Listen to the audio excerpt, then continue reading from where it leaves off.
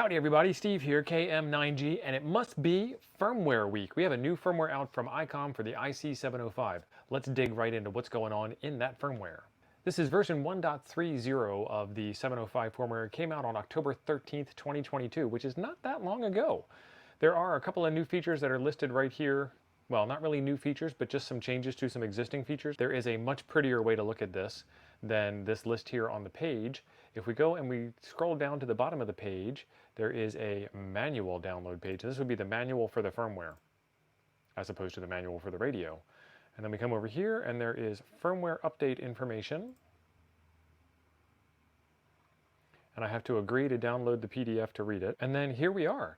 So let's take a look at some of the things that have happened. Again, this is version 1.30, and it says added in white on blue and changed in black on light blue. And there won't be anything added in this firmware. So you can take this and decide real quick for yourself if you'd like to update this firmware or not. The first one is they changed the wireless LAN operation. So now you have the ability to delete any saved entries that you used to have. Before, it would just delete the oldest one when you added a new one if there was too many in the buffer. It changed the RX history screen. So TM is displayed when the signal is received via terminal mode. No icon is displayed when it's received by RF. GPS position, again, same thing. You get a TM for terminal mode and nothing for RF. QSO log, RX history log has been updated, same thing.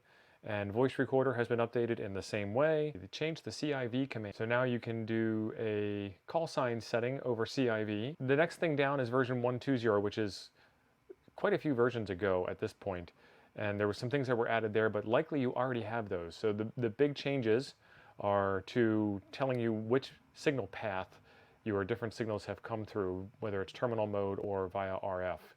And then adding the ability to change your digital voice call sign via cat control. There's a video right over here on how to update your firmware. Head on over there and I'll be right there waiting for you. Thanks for being awesome.